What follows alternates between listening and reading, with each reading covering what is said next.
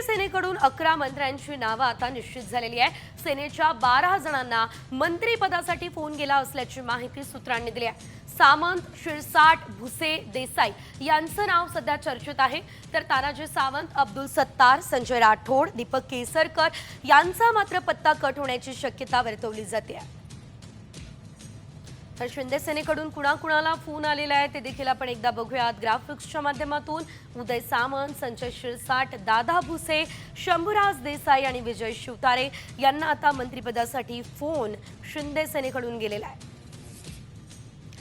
तर या संदर्भात आमचे प्रतिनिधी पराग ढोबळे यांनी उदय सामंत यांच्यासोबत बातचीत केलेली आहे। एक्सक्लुझिव्ह प्रतिक्रिया उदय सामंतांनी दिली, पाहूयात।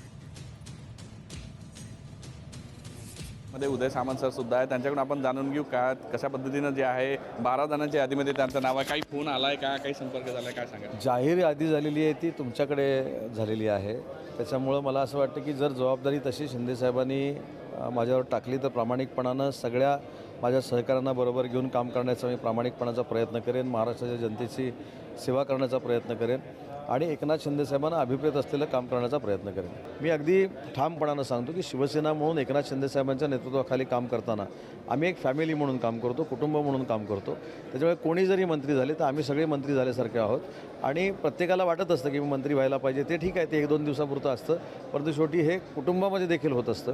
प्रत्येक गोष्ट आपल्या मनासारखी होते अशातला भाग नाही, परंतु आमचं नेतृत्व जे आहे, कुटुंब प्रमुख जे आहेत हे संवेदनशील आहेत, भावनाप्रधान आहेत आणि म्हणून त्यांच्याकडे बघून आम्ही काम करत असताना नाराजीपेक्षा त्यांना भविष्यामध्ये कुठेही राजकीय त्रास होणार नाही याची दक्षता आम्ही सगळे घेऊ। व्हिडिओ जर्नलिस्ट सौरभ होलेसह पराग ढोबळे, साम टीव्ही न्यूज, नागपूर।